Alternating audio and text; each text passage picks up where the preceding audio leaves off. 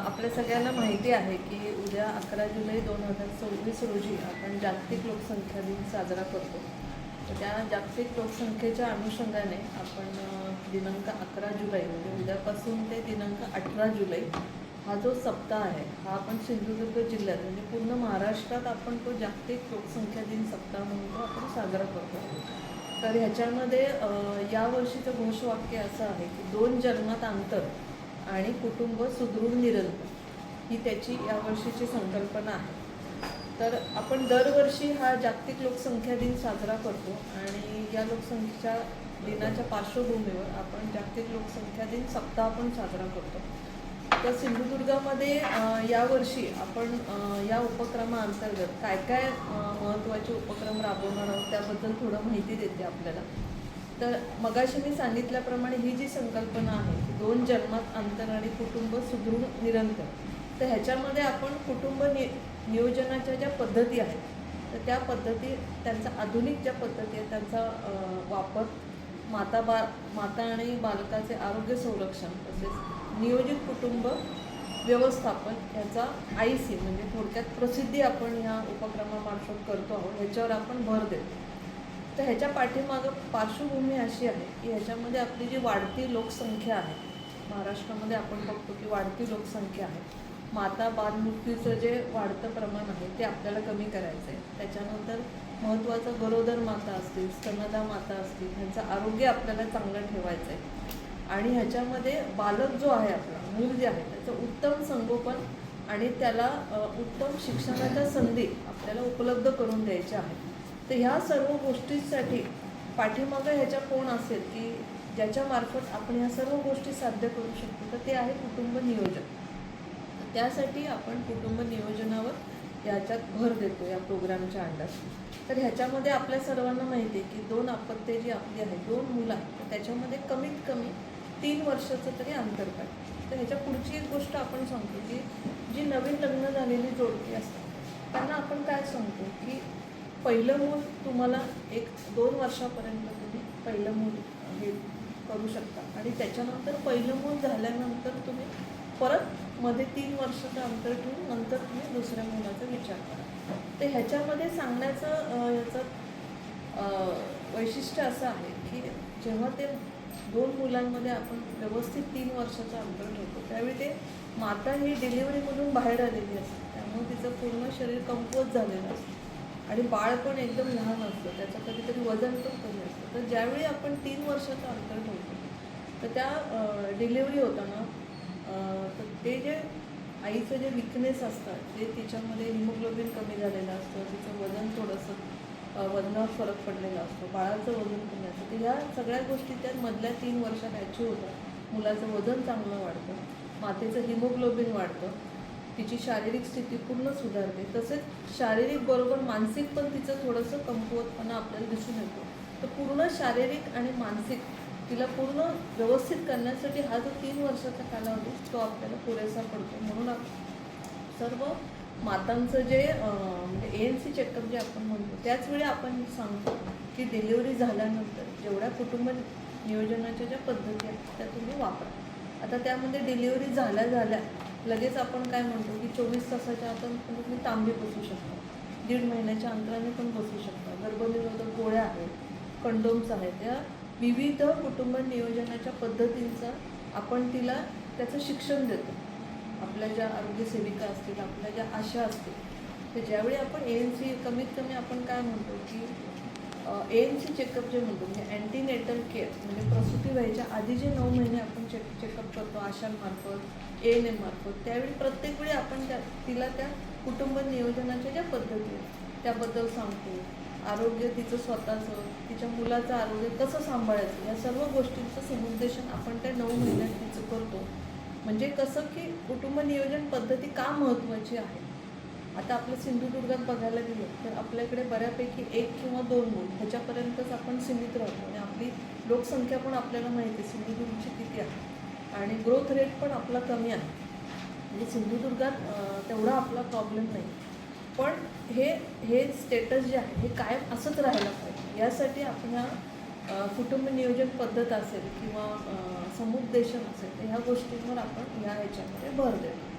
तर आपण आता काय करणार, हा जो सप्ताह आहे 11 जुलै ते 18 जुलै, तर यामध्ये आपण काय करतो, आपलं जे सिंधुदुर्ग जिल्ह्यामध्ये जे उपजिल्हा रुग्णालय आहेत, ग्रामीण रुग्णालय आहे, प्राथमिक आरोग्य केंद्र असतील, उपकेंद्र असतील, जिल्हा रुग्णालय असेल किंवा शासकीय मेडिकल कॉलेज असेल, तर ह्यांच्यामार्फत आपण काय करतो आहे की कुटुंब नियोजन समुपदेशन, मगाशी मी सांगितल्याप्रमाणे, त्याच्यानंतर महिला आणि पुरुषमध्ये शस्त्रक्रिया, कुटुंब नियोजनचे जे शस्त्रक्रिया असतात, सर्जरी म्हणतो आपण, फॅमिली प्लॅनिंग, ते आपण आयोजित करतो आहे. त्याच्यानंतर PPICD म्हणजे पोस्टपार्टम ICD, प्रसूती झाल्यानंतर जी आपण तांबी बसवतो त्याचं आपण समुपदेशन करणार. आणि IUCD म्हणजे इंटरवल IUCD म्हणतो, म्हणजे डिलिव्हरी झाल्यानंतर 1.5 महिन्याच्या आतमध्ये आपण जी तांबी बसवतो त्याला आपण इंटरवल IUCD असं म्हणतो, त्याचं आपण समुपदेशन म्हणतो. तसंच एक इंजेक्शन आता आपल्याला माहीत आहे, अंतरा म्हणून एक इंजेक्शन असतं.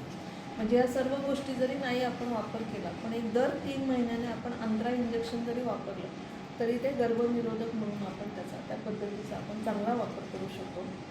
त्यानंतर आपत्कालीन गर्भनिरोधक सेवा म्हणजे इमर्जन्सी कॉन्ट्रासेप्टिव्ह पिल आपल्या सगळ्यांना माहिती आहे, त्याचा पण वापर त्या गव्हर्नमेंटमध्ये आपल्या अवेलेबल आहे, त्याचा पण वापर आपण करू शकतो. आणि निरोध वितरण म्हणजे कंडोमचं जे वितरण आहे ते पण आपण, ह्या सर्व सेवा ज्या आहेत ह्या आपल्याला शासकीय याच्यामध्ये उपलब्ध आहे, हे फार महत्त्वाचं आहे. त्यासाठी कुठे आपण त्यांना खाजगीमध्ये पाठवत नाही. या सर्व गोष्टी आपल्या ANM आशा असतील, आपले आरोग्य कर्मचारी असतील, आपल्या म्हणजे शासकीय मेडिकल कॉलेज असू दे, उपजिल्हा रुग्णालय किंवा PHC असू दे, या सगळ्या ठिकाणी या सर्व ह्या मोफत उपलब्ध आहेत. सर्व साधनं ही आपली मोफत उपलब्ध आहेत. त्या सर्व साधनांचं समुपदेशन आणि समजा कोण इच्छुक असेल वापरण्यासाठी तर त्यांना आपण फ्रीमध्ये या गोष्टी सगळ्या उपलब्ध करून देतो. आता आपण काय करतो आहे की उद्या आपण ह्या लोकसंख्या दिनाच्या निमित्ताने आपण उपजिल्हा रुग्णालय कणकवली येथे उद्या आपण स्त्री शस्त्रक्रियेचं शिबिराचं आयोजन केलेलं आहे. त्यासाठी आपण डॉक्टर उबाळे जे आहेत आपले कुटुंब कल्याण शस्त्रक्रियेसाठी टायअप जे आहेत आपल्याकडे सर्जन, त्यांच्यामार्फत उद्या आपण उपजिल्हा रुग्णालय कणकवली येथे कुटुंब कल्याण शस्त्रक्रियेचं आपण आयोजन केलेलं आहे. आणि असं आपण ते लोकसंख्या दिन उद्या अशा माध्यमाद्वारे आपण साजरा करत आहे. तर ह्याच्या पाठीमागे आपण समजा सिंधुदुर्गचं स्टॅटिस्टिक्स बघितलं तर सिंधुदुर्गची लोकसंख्या आपली 8,49,651 आहे. म्हणजे जेव्हा आपण 2011ची जी जनगणना झाली त्याच्यानुसार ही आपली लोकसंख्या आहे. आपल्या प्रत्येकाकडे ती माहिती मागच्या पेजवर उपलब्ध करून दिली आहे.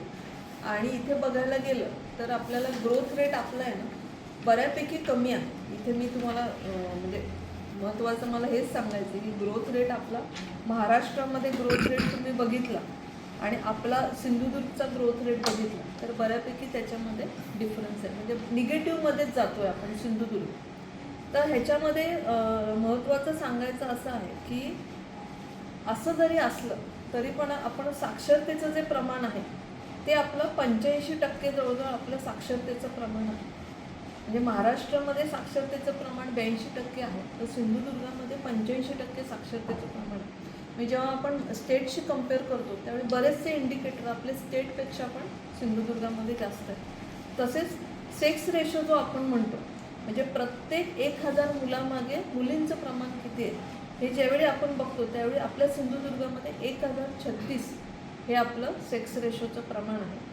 तेच आपलं भारताचं प्रमाण आहे 943 आणि महाराष्ट्राचं प्रमाण आहे 929. तेच प्रमाण आपलं सिंधुदुर्गचं आहे 1036. म्हणजे हे आपल्या सिंधुदुर्गसाठी खूप चांगली गोष्ट आहे की इथे आपलं सेक्स रेशो चांगला आहे. त्यामुळे जे आपण म्हणतो आणि ह्या सेक्स रेशोमध्ये ना 2 गोष्टी असतात. एक तर सेक्स रेशो आपण जो 5 वर्षापर्यंत बघतो तो, आणि एक सेक्स रेशो ॲट बर्थ म्हणजे जन्माच्या वेळेचा सेक्स रेशो. म्हणजे समजा जन्माच्या वेळी किती 1000 मुलं समजा जन्माला आली तर त्याच वेळी मुली किती जन्माला आली, तर तो जेव्हा आपण दर बघतो ना त्यावेळी तो पण आपला दर खूप चांगला आहे. तो आहे आपला 942. 9 नंबरचा इंडिकेटर आहे तो, आणि तोच महाराष्ट्राचा आहे 913. म्हणजे हा जरी इंडिकेटर बघितला तरी या इंडिकेटरमध्ये आपण चांगले मार्क मिळवलेले आहेत. त्याच्यानंतर बर्थ रेट आपण बघू शकतो. सिंधुदुर्गचा बर्थ रेट म्हणजे जन्मदर जो आहे तो फार कमी आहे, 6.58 आहे. फक्त आपला डेथ रेट आहे ना तो थोडासा जास्त आहे. डेथ रेट आपला 11.73 आहे. तर ह्याच्यामध्ये आपण असं सांगू शकतो की आपल्याकडे ना 60 वर्षावरील जी लोकसंख्या आहे ना ती आपल्याकडे जास्त आहे.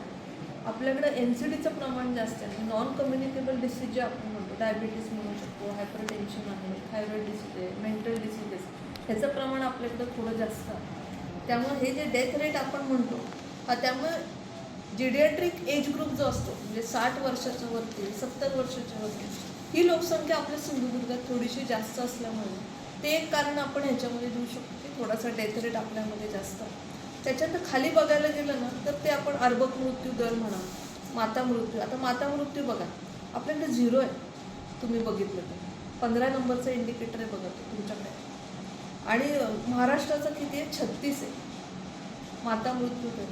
म्हणजे ही आपल्या सिंधुदुर्गसाठी खरंच चांगली बाब आहे की आपला माता मृत्यू दर 0 आहे. म्हणजे आपल्याकडे ज्या सेवा आहेत प्रसूतीपूर्व म्हणजे डिलिव्हरीच्या पूर्वीची सेवा, डिलिव्हरीची सेवा आणि डिलिव्हरी प्रसूती पश्चात म्हणजे डिलिव्हरी नंतरची सेवा ही आपल्याकडे इतकी उत्कृष्ट आहे की आपल्याकडं मागच्या वर्षी एक पण माता मृत्यू झालेला नाही. ही आपल्यासाठी खरंच खूप चांगली बाब आहे. त्यानंतर स्टिल बर्थ रेट बघायला गेला तर तो पण आपला कमी आहे. अंडर 5 मॉर्टॅलिटी रेट तो तर आपला 1.25. अंडर 5 म्हणजे 5 वर्षाच्या आतील बालकं जी आहेत त्यांचा डेथ रेट. तर महाराष्ट्राशी कम्पेअर करायला महाराष्ट्राचा डेथ रेट आहे 18 अंडर 5 आणि आपला किती आहे 1.25. म्हणजे ह्या गोष्टी आपल्यासाठी म्हणजे आपली कुठेतरी सिस्टीम ही योग्य पद्धतीनं चालत आहे.